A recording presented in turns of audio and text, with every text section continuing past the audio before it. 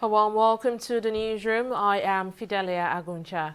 Now, in what seems to be a fresh probe of the Niger Delta Development Commission, the House of Representatives has summoned all 7 and former heads of the commission to account for billions of naira allegedly unaccounted for. The House Committee on Public Accounts issued a summons based on queries issued by the Office of the Auditor General of the Federation on the account of the NDDC. Now, this is different from the probe being carried out by the House Committee on the NDDC over alleged illegal spending and mismanagement of funds totaling 81.5 billion naira.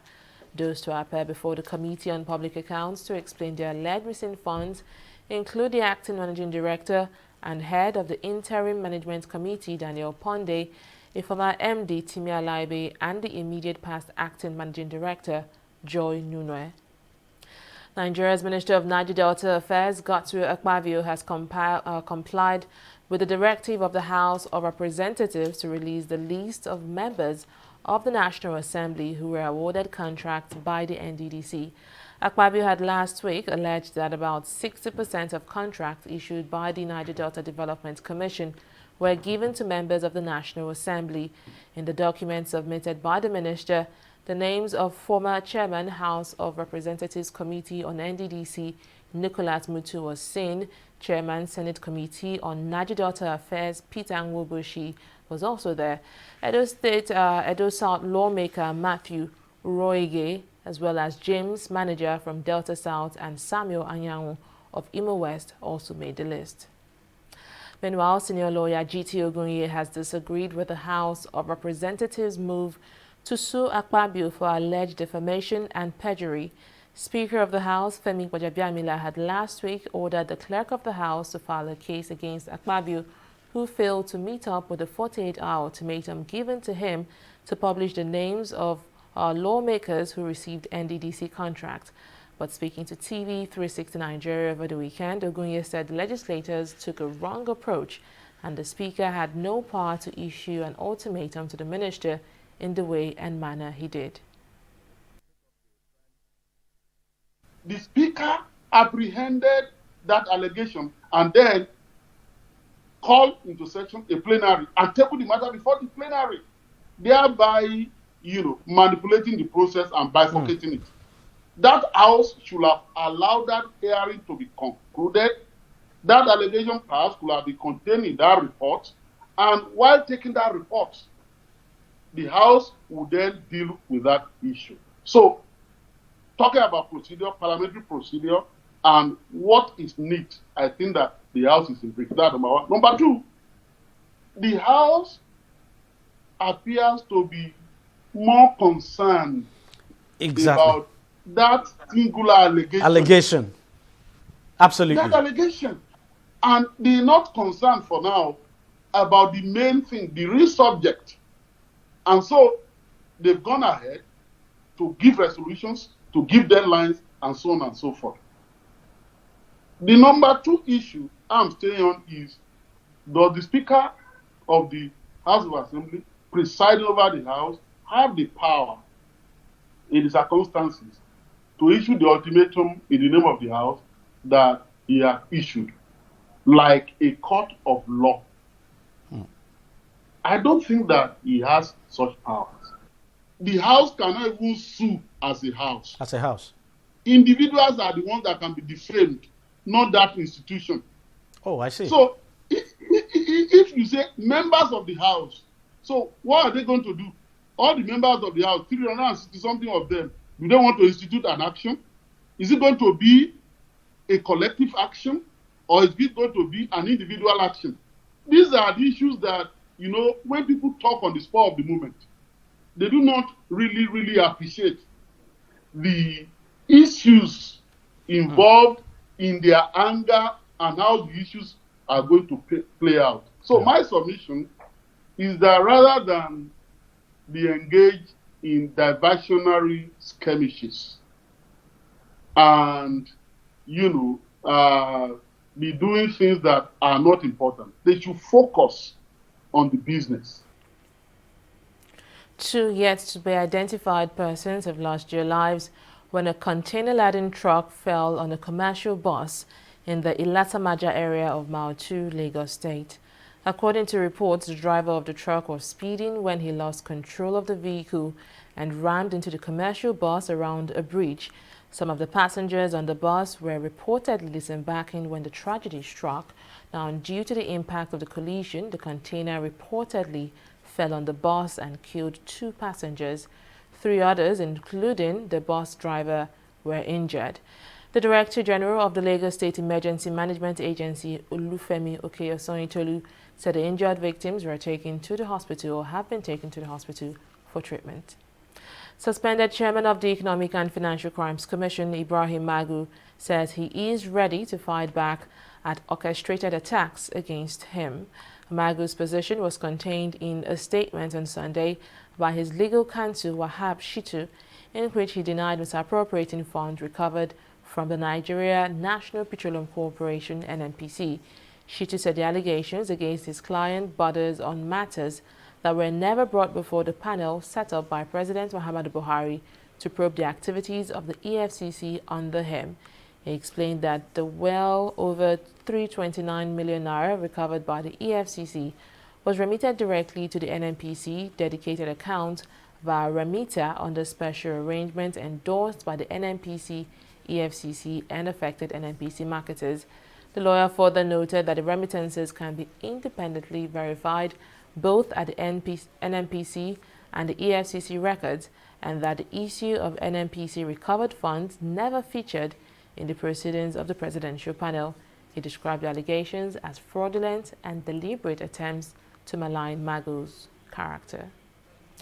Let's take a break here to bring you more stories. Don't go away.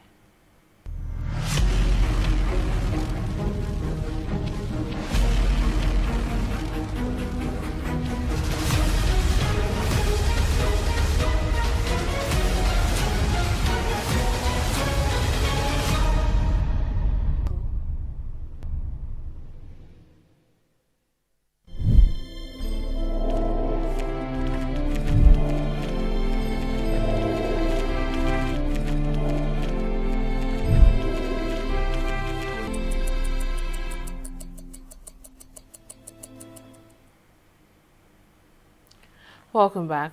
More than 40,000 Nigerians are now down with the coronavirus, and this is according to latest statistics from the Nigeria Center for Disease Control, NCDC. In a tweet on Sunday night, the body stated that the total number of confirmed cases in the country now stands at 40,532, with 17,374 patients discharged and 858 deaths recorded. Lagos State has the highest number of cases on Sunday, with 156. Kano State followed with 65 cases, and Ogun State was next with 57 cases. Lagos currently accounts for a significant number of infections, with 14,456 people confirmed to have contracted the virus, but 2,075 of them have been discharged, while over 12,000 are still active cases. Meanwhile, Kogi State has the lowest figure of confirmed cases, with 5 infections, out of which 3 persons have been discharged and 2 have died. Governors in the Southeast have asked teachers in the region to undergo compulsory COVID-19 tests. Chairman of the Southwest Governors Forum and Ebonyi State Governor Dave Umahi disclosed this at the government house in Abakaliki, the state capital, while briefing newsmen of the outcome of the virtual meeting of the forum on Sunday. Umahi said the forum is also reviewing the effects of the COVID-19 pandemic in the region, adding that school infrastructures will be reviewed to support the Nigeria Center for Disease Control protocols, pending when the federal government decides on when it is safe to reopen schools. While urging the Igbo people to continue to comply with the COVID-19 protocols, the governor said eastern states will commence COVID-19 testing on every household, targeting people of 65 years and above. Nigeria's Vice President Yemi Oshibari has lamented the negative impact of the COVID-19 pandemic on the nation's economy, saying only a few Nigerians can now afford to pay taxes. Oshibari said this in a message he sent to the 11th Synod of the Church of Nigeria Anglican Communion Abuja Diocese, which started on Saturday at St. James Church, Asokoro. The Vice President noted that with the pandemic, Nigeria's economy faces its worst period in history. He said the lesson in the past few months was that human ingenuity and planning could not assure people that they would live to see the next day. Brazilian President Jair Bolsonaro has tested negative for the new coronavirus more than 2 weeks after being diagnosed on July 7, attributing his recovery to hydroxychloroquine. The president, who announced his recovery in a tweet on Saturday, however, did not disclose when he took the test.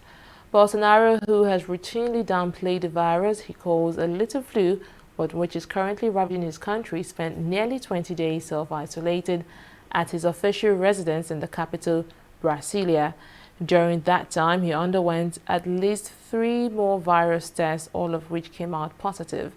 The pandemic has exploded in Brazil, the country with the most infections and deaths from COVID-19 anywhere in the world except the United States. The Latin American powerhouse has registered nearly 2.3 million cases of the new coronavirus and more than 84,000 deaths, and the number have continued to rise rapidly. Let's take a break here to bring you more stories. Stay with us.